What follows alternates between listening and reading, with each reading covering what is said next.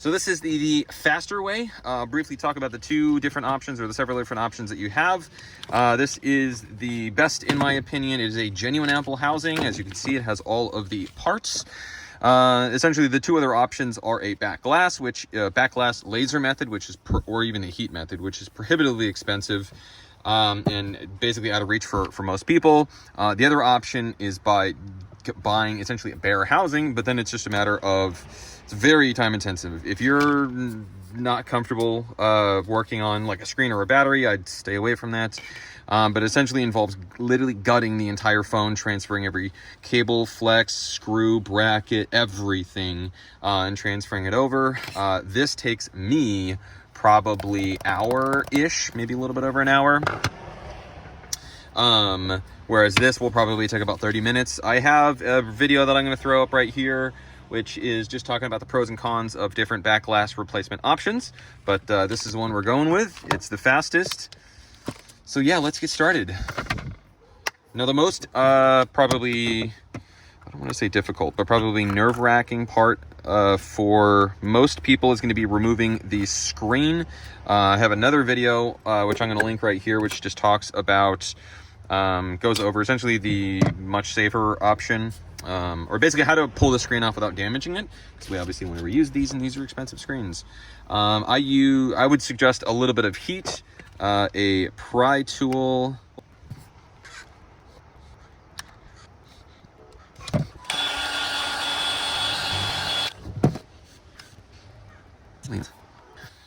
So I was having a hard time getting my pry tool in there. That doesn't normally happen, even after you heat it up a little bit. Once again, go back to that video. But generally what you want to do, where did it disappear to? I avoid using suction cups, as you can actually damage the OLED, as sometimes basically the screen, the adhesive that holds the bezel and the screen together can give out. I have damaged OLEDs before doing this, so try to avoid that.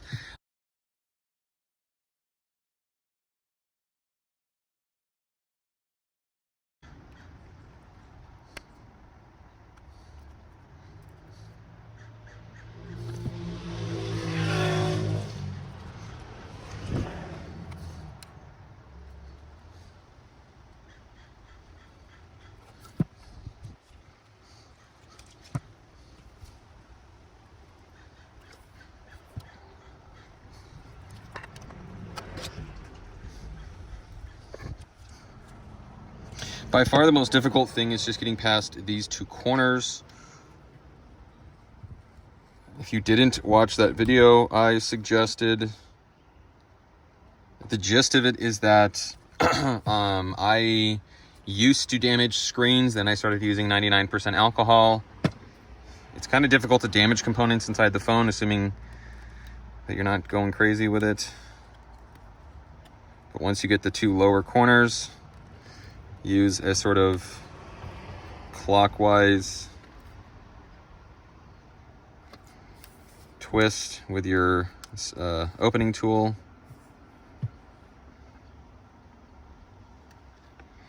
And then it will open up. You want to avoid using a sort of, whatever motion this would be. Comment below. The word's escaping me, but I don't know. I don't like this because just the possibility of, like, I don't know, damaging or stabbing something goes up tremendously, which is mainly why I like this. May or may not edit this out.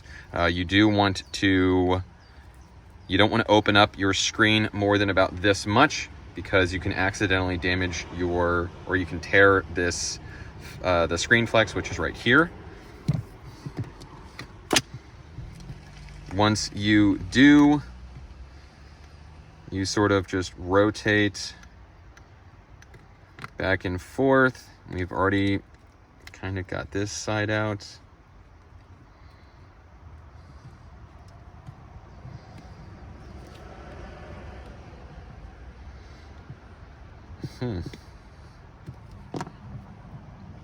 I don't normally do this, but sometimes I will.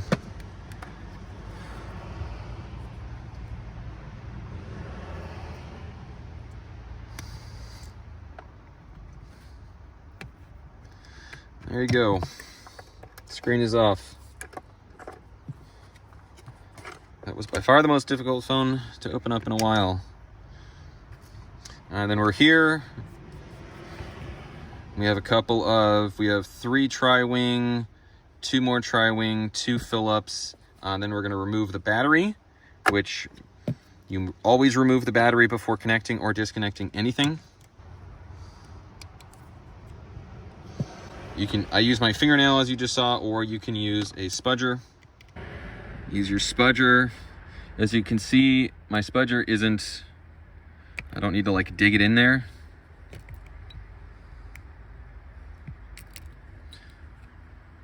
Take our screen, set it aside.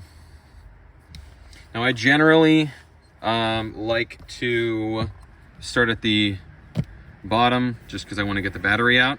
There are the 5G antenna stretches over here, and there's a bracket and a couple of screws, and then you need to disconnect something, so you do need to remove the battery. If you're watching this ahead of time, it's not a bad idea to get one or at least more than one possibly battery adhesives. You can use double-sided tape, but I don't know, especially for paying customers, I like to use these just because if I or anyone else ever needs to go on the phone, just more professional. So we have a handful of Phillips. Gently disconnect your flex. Now I have a whole other video which I'm going to link up here, but just like with removing the screen, isopropyl alcohol is your best friend. So the technique that I have is you sort of get it started, and then once you're here, we apply a couple of drops, and it makes it far easier to remove these tabs.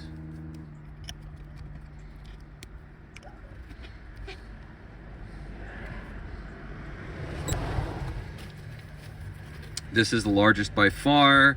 Number 2 is here, and then the 2 at the top are kind of an afterthought. But yeah, if for whatever reason you tear either one or both of the tabs, this video will help you.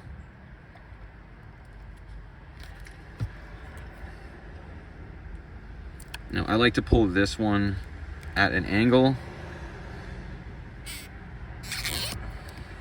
Now this one I don't even bother with. Up here we can remove some components which help us greatly. So obviously you can pull it from a shallow angle. Down here we don't have that option. So what I do, more alcohol. I then take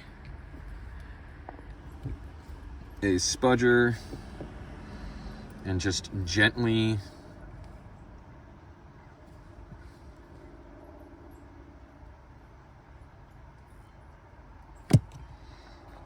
and by the time you get here, just sort of rock it back and forth. And it's basically done. And our battery's out. Okay, next we have 2 tri-wings and a plate. And then we have 4 tri-wings, a Phillips, and then this plate. Now this bracket rotates, I guess that would be clockwise, and it just falls right out. Now for our flexes, the camera flex.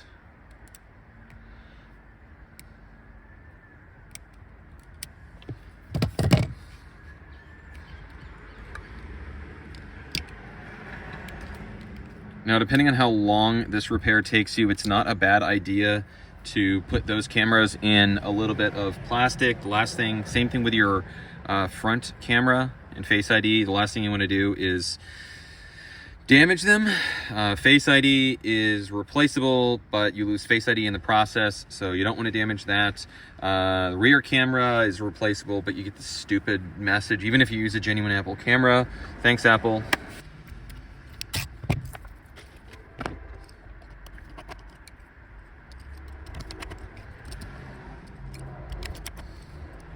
Now there's really not much holding this in, and there is a little bit of foam tape.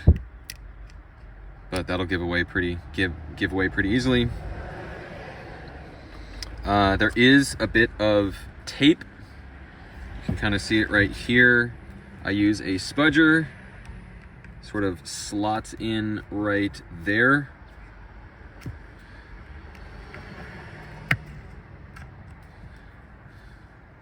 Wham bam, just like that. It's just tape. Next, we need to remove our SIM. That is important. Just if you don't do that, then it's going to be harder for your board to come out. Harder than necessary. So next, we're going to go with the speaker. So we have a couple of standoff and tri-wings. I'm sorry, Phillips and standoff. There is a little bit of adhesive, but you can kind of just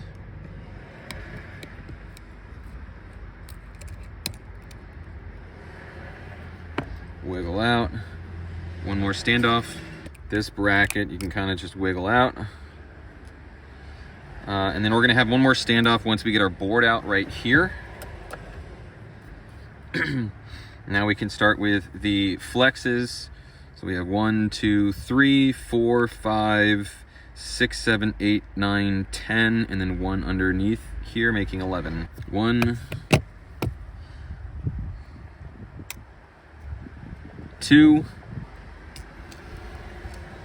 3, 4, and 5. Fold those back. Be gentle with these. These are your Face ID cameras, or your Face ID flexes. And then these tiny ones right here.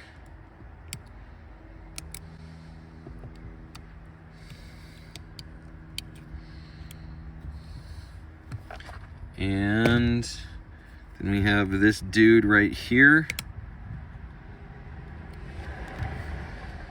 Once you're here, we have a standoff.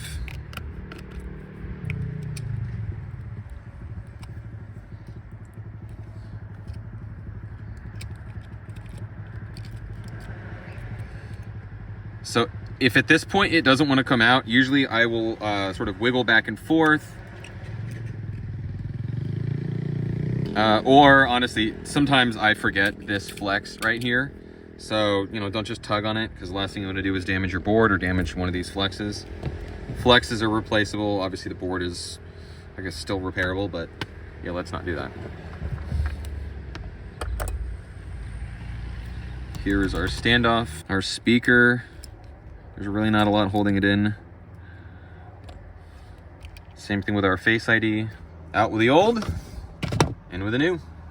So, first of all, if you've got this far and you think, hell no, I do mailings. Second, I also buy iPhones. Working, broken, whatever. Even if it looks like this, I'm still interested. Link in the description. Let's make a deal. If you have phones, working, broken, locked, I mean, pretty much whatever, as long as it's not stolen. Yeah, I got a page. It's right here. I'm going to leave a link in the description. I'm down to make a deal, so if you don't like the number, I have some flexibility, but yeah, hit me up below. Now that I have my LiDAR in place, I like to fold these flexes back, just sort of fold them out of place, or I guess so that they're not in the way. What am I doing? I'm getting ahead of myself. So we have our front camera.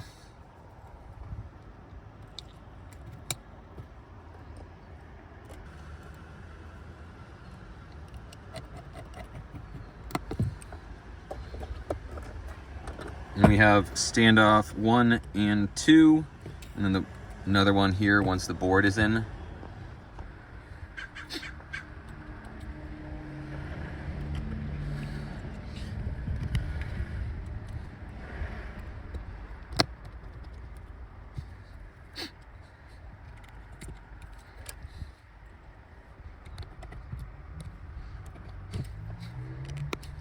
So you need to get this in between right here. So sort of keep that in mind. Here, let me back up. There we go. All right. So usually I'll go under these two right here to the left, right. Fold this one back. That one out of the way. And then our charging port, or one of the two charging port flexes. You want to wiggle it back and forth. It should sit flush. If not, I don't know, it's possible you might have a screw under there or something. I don't know. There are, I mean, keep in mind the MagSafe magnets are right there. Maybe a screw. Yeah, so maybe a screw got stuck there. It's actually not that difficult. The last thing you want to do is use too much force and then mess up your board. I realize I'm going over all the hypotheticals, and if that's too much, I don't know, comment below.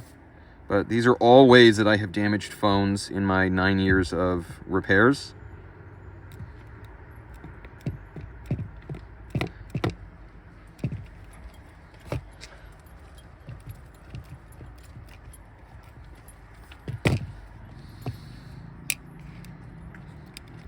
And exactly what I told you to look out for, I didn't, but you can just lift this up a little bit, and then you get here.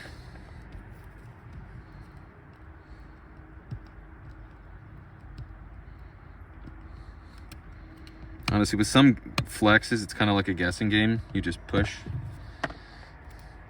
until it snaps into place. So I'm gonna drop my standoff right there, which is your only screw, really. I guess technically you have two. We gotta snap in a few more flexes.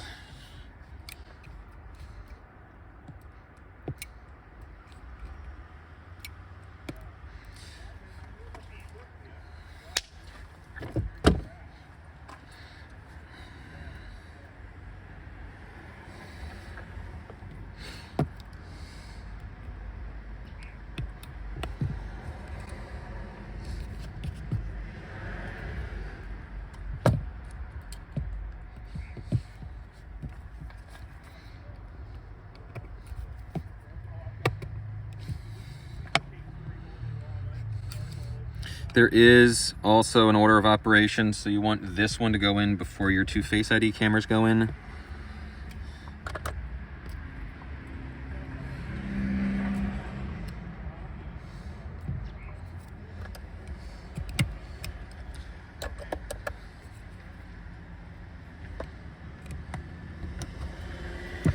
If this bracket doesn't want to align, just loosen it up here, then tighten that, then tighten that.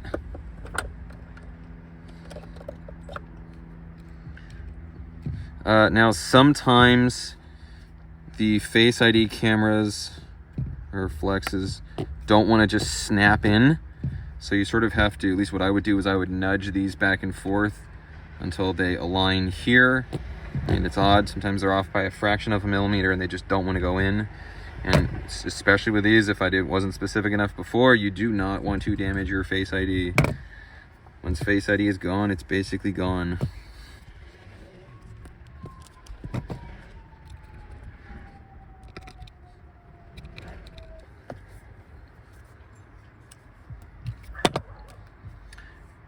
Here's our battery.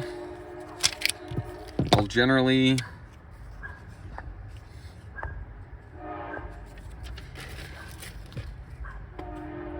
so we have our adhesive strips. You want to align the edge of this black tab with the edge over here. I mean, pretty much as long as you get like it right on the edge, then it'll align at the top.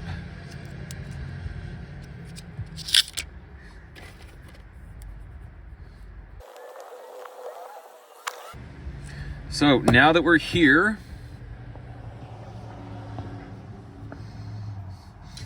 the technique that I have is don't just drop your battery in. I like to connect the flex first. So watch this. So we want to go here And as you can see, the flex is connected. It basically just means wherever I drop this, this flex cable will have enough or the proper movement to snap into place. There are some models where it's a pain, so this is the method that I've adopted.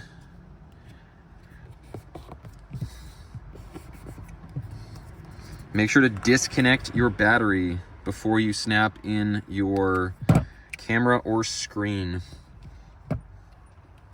Now, you want to make sure that you don't have any dust or debris in these camera holes. And then once you're able to confirm that, take this flap and sort of, you want it right here. And then you snap that, drop it in place.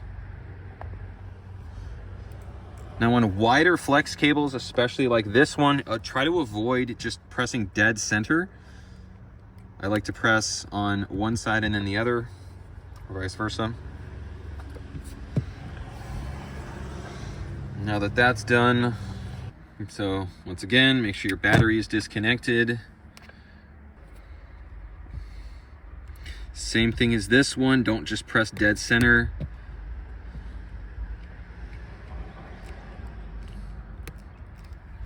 Now we can connect our battery. I like to QC the phone before I seal it up, just because I don't want to have to take any of this stuff out. Volume down, volume up, Taptic engine, mute switch, flashlight.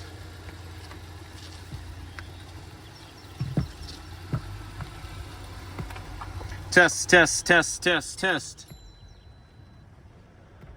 Test, test, test, test, test. So that tests the microphones on the charging port.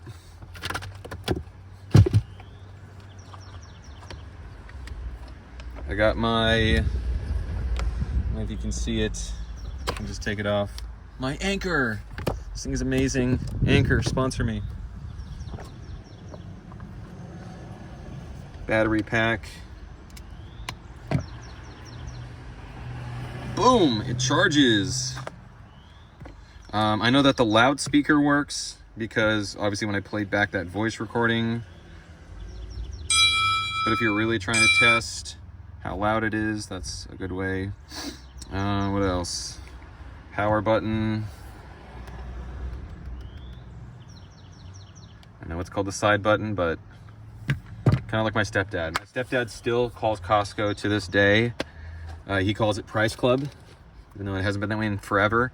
I think I will always call this thing the power button. I don't know, what do you think?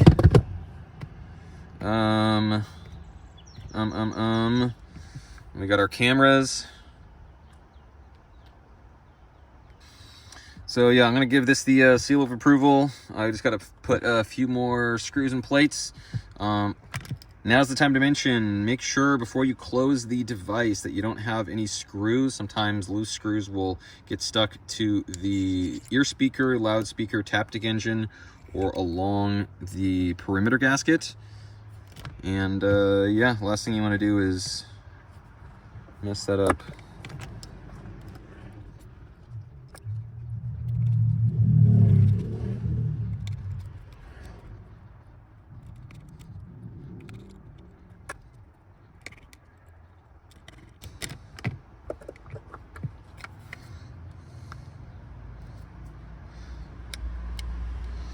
Yeah, so if your screen does not sit flush, make sure that you don't have any loose screws, or make sure your camera is not sitting up at a sort of weird angle.